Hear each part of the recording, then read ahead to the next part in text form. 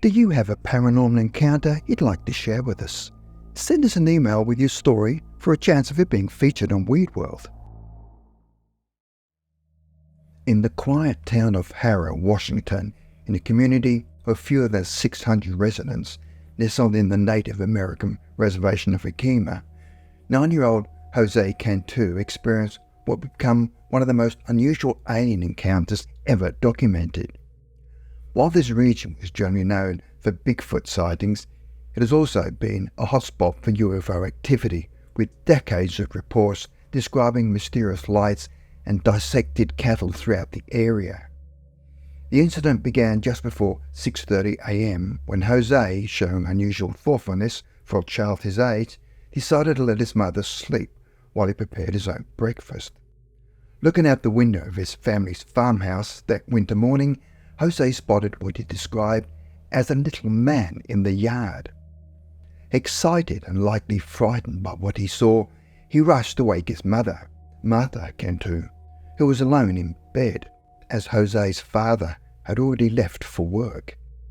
Exhausted from a night of tending to José's fussy infant sibling, Martha dismissed her son's pleas to come look at the strange figure in their yard, decision she would later come to regret. As Martha would later tell reporters, if her son ever asked her to come and look again, she would be sure to do it. Determined to investigate, José ventured outside alone. What he encountered were beings unlike anything previously reported in UFO literature. He observed two greenish creatures, approximately 3 feet in height, with features that challenged typical descriptions of extraterrestrial beings.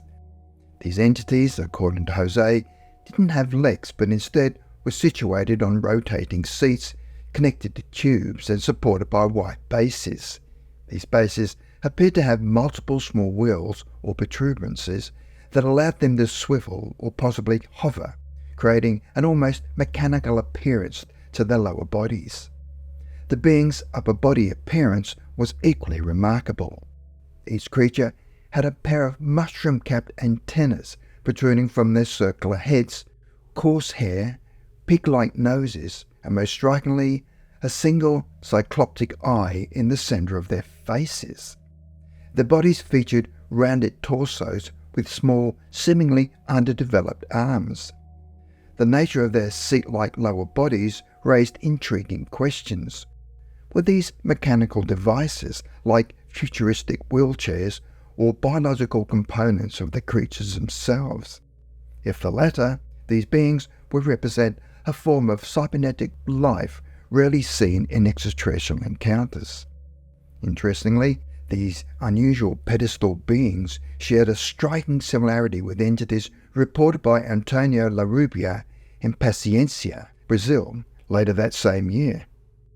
Though Larrubia described beings with robot-like football-shaped heads and trunk-like arms rather than cycloptic features, both encounters involved entities that moved on rotating bases instead of legs.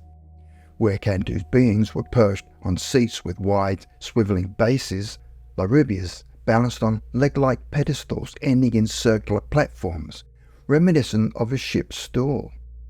Perhaps most curiously, both types of beings also featured antennae, though they manifested differently. Cantu's entities having the aforementioned organic-looking mushroom-capped antennas, while Larrubia's possessed mechanical ones that spun at high velocity. Taking cover behind a broken washing machine next to our shed, José witnessed even more extraordinary sights. He observed 2 steely crafts, each containing another green pig-nosed cyclops. One vessel was positioned in his backyard, while the second rested on the flat section of his parents' roof. The crafts emitted brilliant interior light and featured what José described as straight stairs, likely ramps, which would have accommodated the unusual mobility systems of these beings. The ship's access portals opened in 2 paths, like a cross, revealing an interior just large enough to house 2 seats on tall bases. These seats may have served as vice-like devices to secure the monolithic beings during flight. From his hiding spot, José watched as one of the creatures in the yard made its way up the ramp into the ground-level craft. After the hatch closed, the vessel lifted off and disappeared in what appeared to be a cloud of steam or smoke. At this point, overwhelmed by what he had just witnessed, Jose retreated into his house with considerable anxiety and insisted that his mother listen to his account of the strange one-eyed, one-legged, pig-snouted aliens in the vaporizing ships.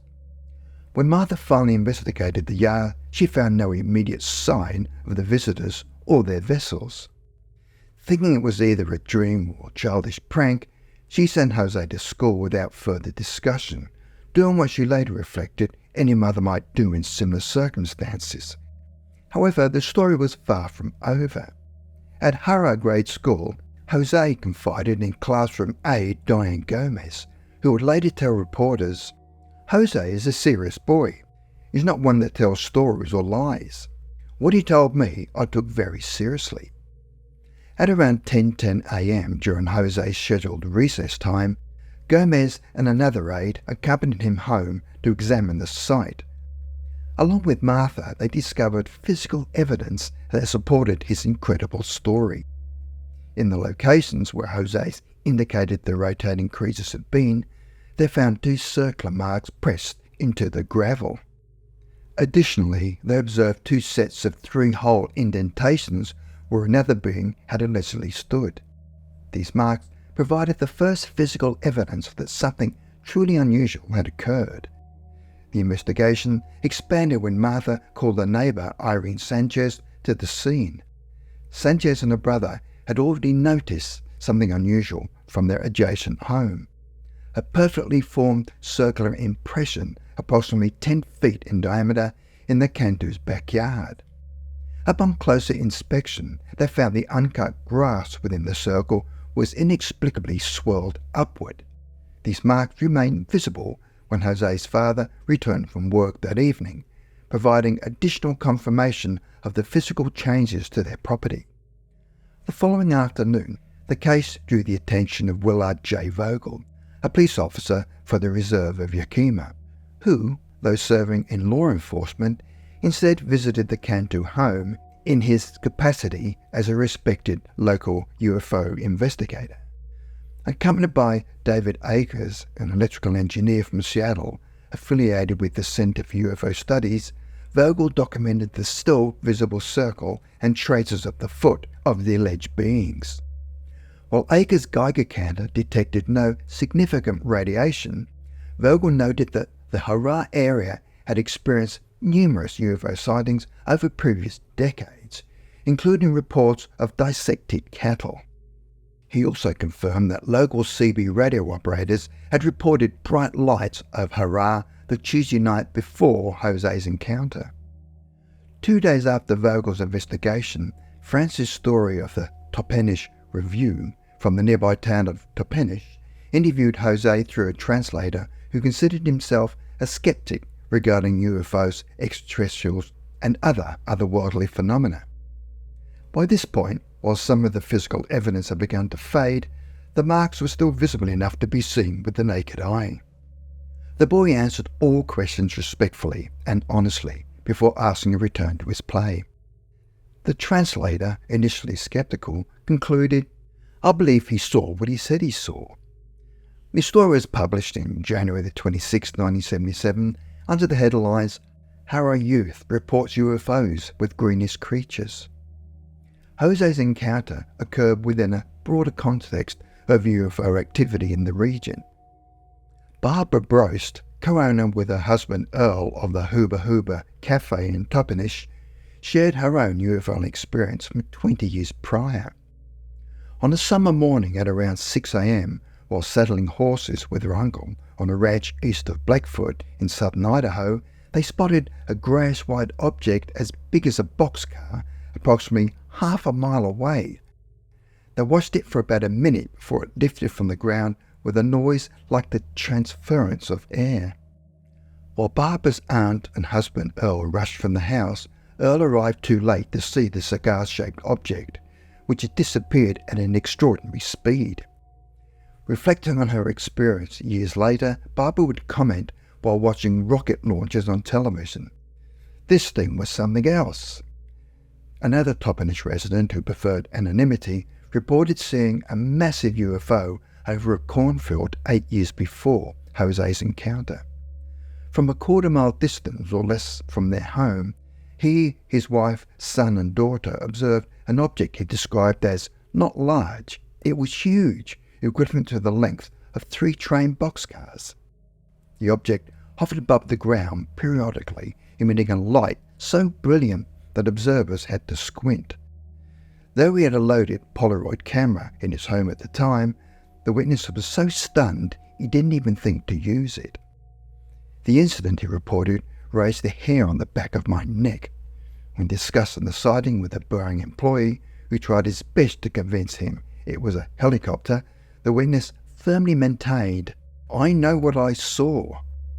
Ron Gardner, another Toppenish resident, shared his experience from the late fall of 1958 or 1959. As a 14-year-old watching television in his rural home at around 9 p.m, he witnessed a brilliant bluish violet light filling his family's long and narrow living room.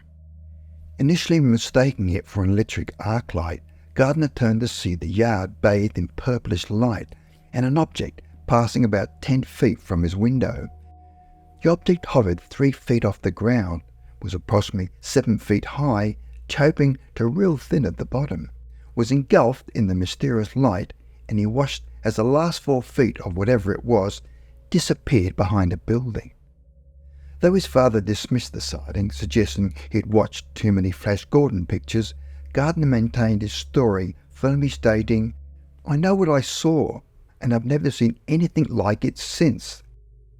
The Harrah area continued to yield unexplained phenomena.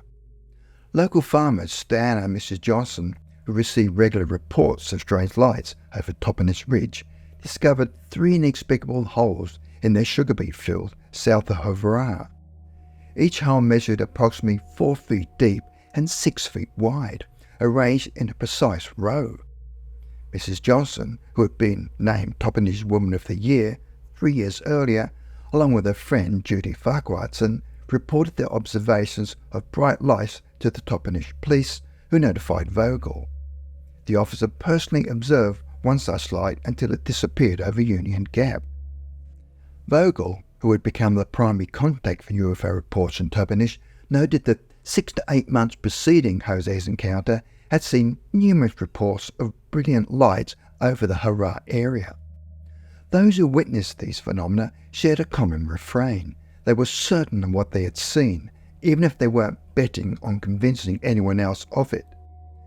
While many locals dismissed Jose's account due to his youth and the bizarre nature of his description, those who interviewed him in the immediate aftermath found his testimony compelling. The physical evidence at the scene, multiple witness confirmations of the ground traces, and Jose's consistent retelling of events under questioning all suggested that something truly extraordinary had occurred that winter morning in Harrah, Washington.